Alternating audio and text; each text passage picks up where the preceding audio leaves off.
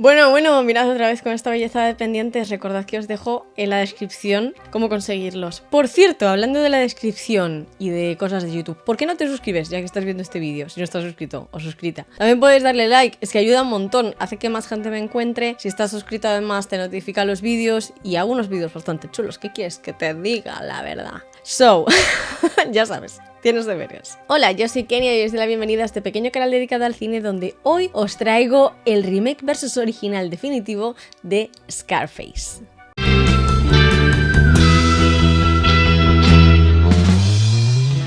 Sí, Scarface de Brian De Palma es un remake. Hoy vamos a analizar ambas obras, una al lado de la otra. La original es del año 1932, casi nada, y la de Brian De Palma data de 1983. Vamos a ello.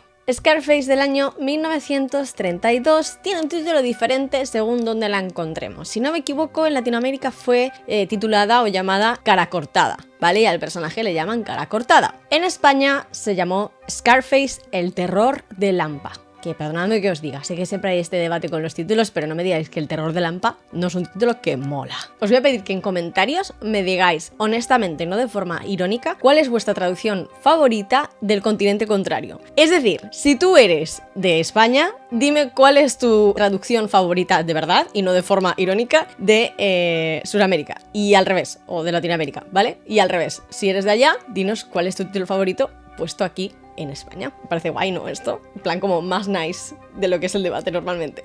Bueno, comencemos analizando los inicios de ambos vídeos, que es lo primero que vemos en pantalla. En ambas versiones tenemos un texto. En la del 32, este texto es totalmente condenatorio con el tema del crimen organizado, la mafia, etc. Es en plan, nosotros no estamos de acuerdo con esto y esta película no lo está blanqueando. Responsabiliza al gobierno por permitir esas actividades criminales. Y finalmente, al espectador, por la parte que le toca. Scarface del año 1932 fue dirigida por Howard Hawks. El guión es de Ben Hedges y está basado en una novela homónima que se supone que retrata la vida de Al Capone. Así que Tony Montana es Al Capone. Si lo piensas así, es una movida. Así que, ¿cuál es el contexto de este cartel? Como os estoy diciendo, el año es el 32. Vamos a hablar del código Hays. Ya hemos hablado antes en el canal de este código y de otros códigos que básicamente lo que han hecho ha sido censurar el cine. Y entonces, además de varios cambios más y cortes y censuras, tres de las cosas que pedían era este prólogo, en el que decían, hey, la mafia es mala, no seas mafioso, ser mafioso está mal. Luego también habían pedido un final alternativo al que se presenta en la cinta. Por suerte la que encontráis en Filmin no tiene este final porque es terrible, en el que básicamente humillan y llevan ante la justicia de una forma muy poco honorable a este mafioso. Y finalmente propusieron un título alternativo, que fuese La vergüenza de una nación. The Shame of a Nation. Es que ¿cómo te quedas? O sea, ¿dónde está la gracia? Le quita la gracia al todo la censura esta. Claro, como pensaban que la peli como que glorificaba a estas figuras del crimen organizado y la violencia y demás, la prohibieron en varios estados. Y de hecho os diré que el productor no pudo recobrar los derechos de la cinta hasta el año 1970 de forma póstuma. O sea, estuvo oculta esta cinta hasta el año 1970 porque la censura decidió que patata. Y le quitaron los derechos a la productora, o sea, muy heavy. A pesar de su ocultación, eso no quitó que Brian De Palma y Al Pacino quisiesen hacer su propia versión. Después veremos cómo matan a un importante jefe de la mafia. Aunque no se vea al asesino, por el silbido, que es muy personal, entendemos que es Tony Camonte, el verdugo.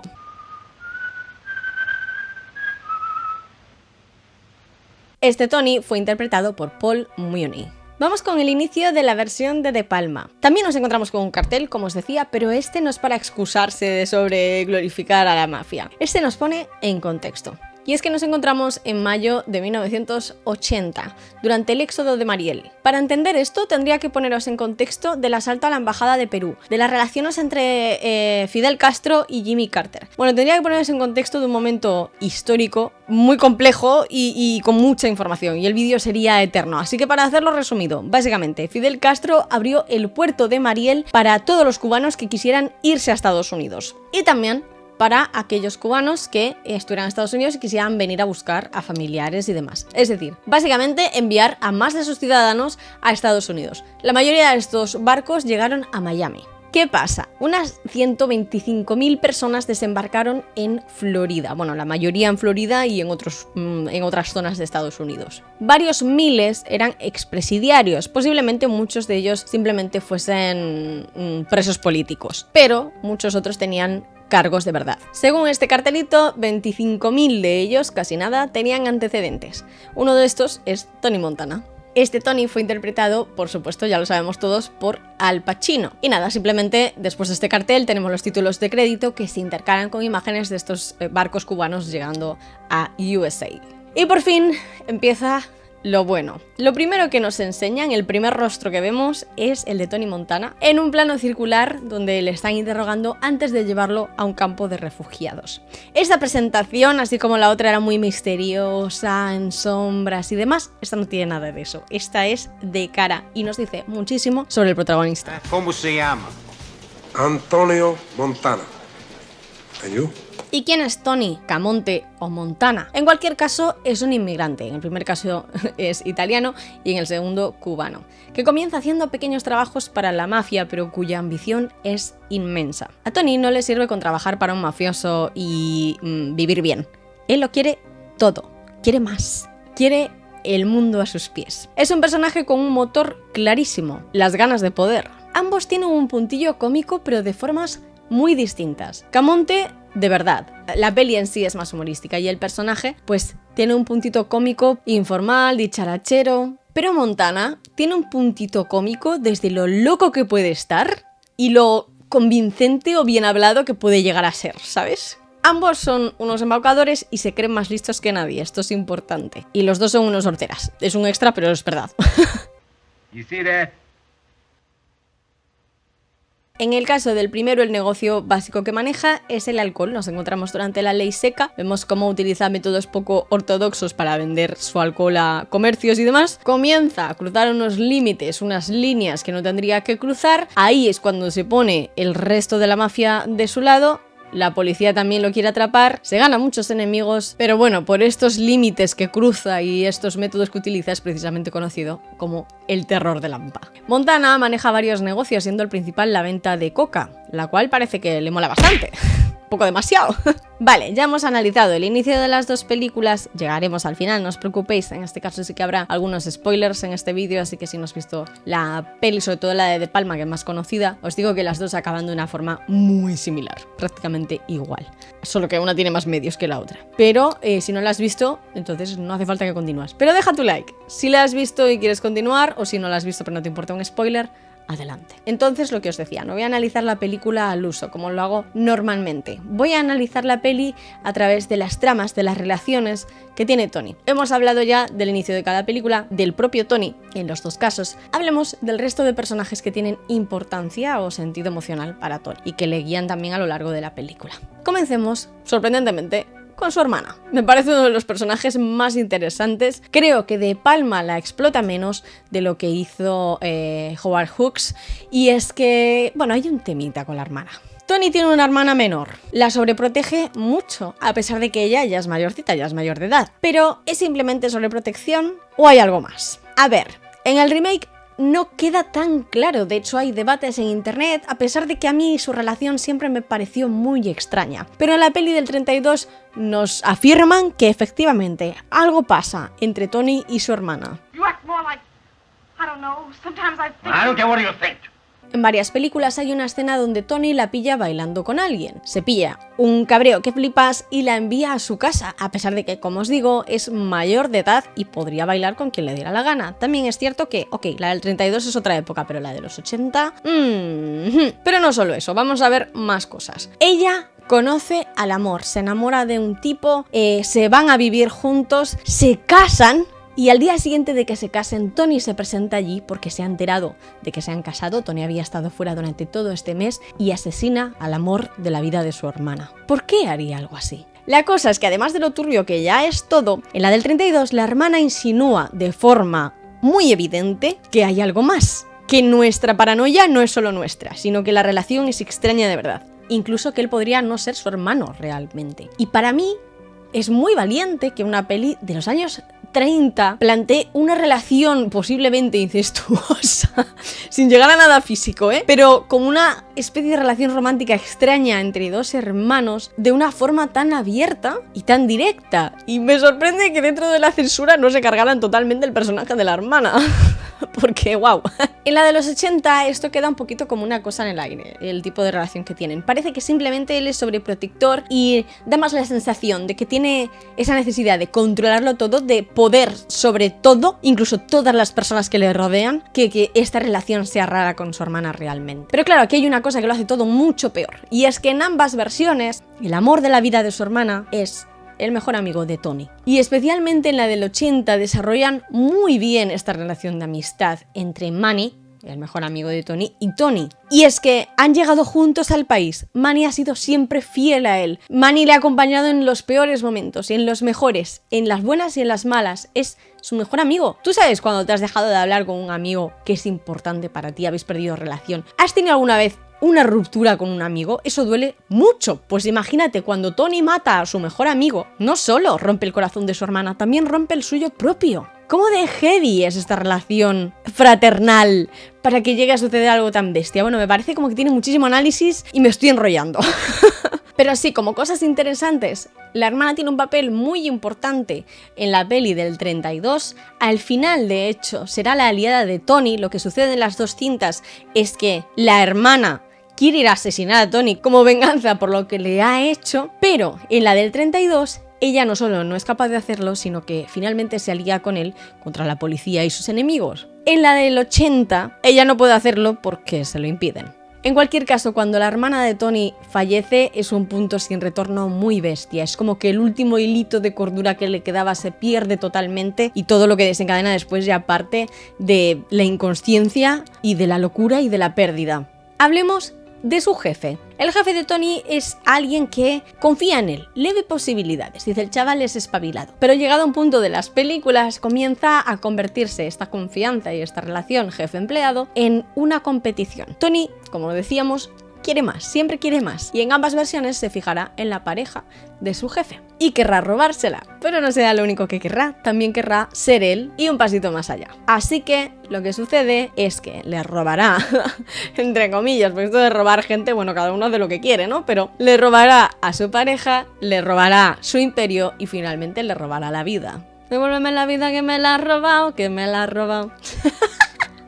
La verdad es que el papel del jefe se parece mucho en las dos pelis. Simplemente en la de Brian De Palma se desarrolla bastante más porque vemos más de los trabajos que realiza Tony de forma mucho más explícita. La peli es mucho más larga y el despliegue de situaciones donde vemos al jefe es mayor, pero es básicamente lo mismo. Como el jefe no tiene mucho que analizar porque realmente los arcos de personaje de los dos y las situaciones son muy similares, vamos a hablar de su interés romántico. El personaje del interés romántico del protagonista también se parece bastante en las dos. Bueno, de hecho, en la del 80 es bastante femme fatale, cosa que nos viene de los años 40, años 30 con los inicios del cine negro. Así que, por supuesto, Poppy, que es el nombre de esta novia en la del 32, también es una femme fatale. Poppy es interpretada por Karen Morley. En las dos pelis, para aclarar, este personaje tiene un nombre distinto. En la del 83 es interpretado por Michelle Pfeiffer y se llama Elvira.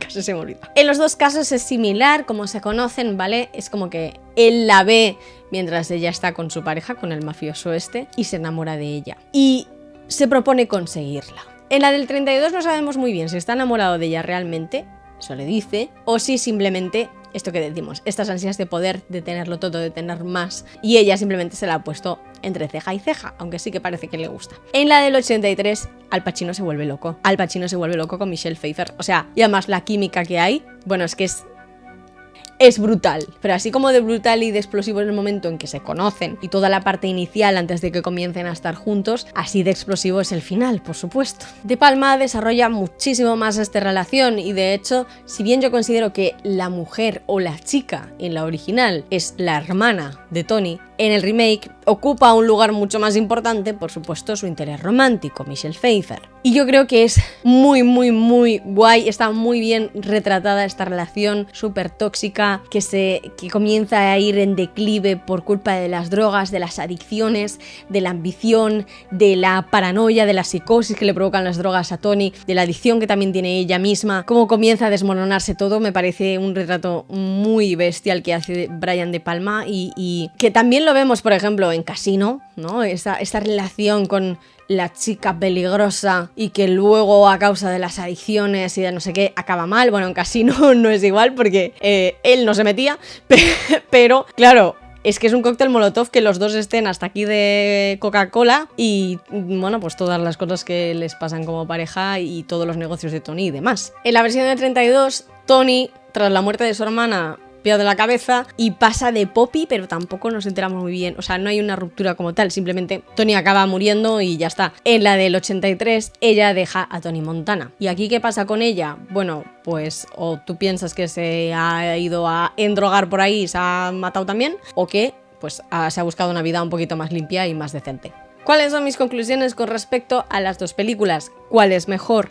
Para mí es muy difícil decirlo. Evidentemente, a nivel de producción, de realización, de montaje, es decir, todo lo que es técnico, es muchísimo mejor la de Brian De Palma, por muchas razones muy evidentes, por los avances tecnológicos, por el conocimiento que había sobre el cine y la forma de grabar, que Brian De Palma es que muy bueno el tío, o sea, es que toda la música de todas las películas de Brian De Palma, temazos, unos planos mitiquísimos, unos personajes bien escritos. Es que claro, ¿qué te voy a decir yo del cine de Brian De Palma? Es que es un crack. ¿Qué pasa? Que la peli del 32 es muy valiente, juega muy bien con la censura que le dan. Muchas cosas suceden entre las sombras, de espaldas, a veces te generan dudas de realmente lo ha hecho Tony, porque es que casi hay mucha parte de los crímenes que él comete que casi no se le ve cometerlos y luego dicen, tú has hecho no sé qué y dices, ¿what? Entonces yo creo que es muy valiente a la hora de plantear algunos temas como lo de la hermana o incluso la violencia y que lo hace muy bien con el presupuesto y demás que tenían. Sobre todo yo creo que tiene un valor histórico en el sentido de que esta película desapareció y vale la pena recordarla y recordar que alguien tuvo el valor de hacer esta historia hace muchos años. Y luego Brian De Palma hizo una versión magistral. Así que en cualquier caso, vedlas, ved cine y atreveos con el cine en blanco y negro, que sé que puede dar miedo, pero de verdad, si una historia es buena, no importa que esté en blanco y negro, que esté en color, que esté sin sonido, que es que da igual, porque lo que importa es lo que te transmite la historia, cómo se cuenta y sobre todo conocer historias y conocer nuevas formas de vivirlas. Así que, un saludo a mis Patreons. Sois guapísimos, sobre todo a los de nivel Sexy Michael Myers, Miguel Méndez, Jesús Casino y Serafé. Me estoy quedando sin batería en el portátil y aquí tengo conectado el micro. Así que, sin nada más que decir, espero que este vídeo os haya gustado, entretenido y divertido, pero sobre todo lo que espero es veros en el próximo. ¡Chao! Un remake versus original ¿De qué? Espera. Este Tony fue interpretado, por supuesto, por Al Pacino. Al Pacino. Conéctate, salte del closet, destápate, quítate el esmalte, deja de taparte, que nadie va a retratarte, levántate, ponte hyper, préndete, sácale chispa en el starter, préndete poco como un lighter, menéate sudo como si fuera un wiper, que tú eres callejera, Street Fighter, vale.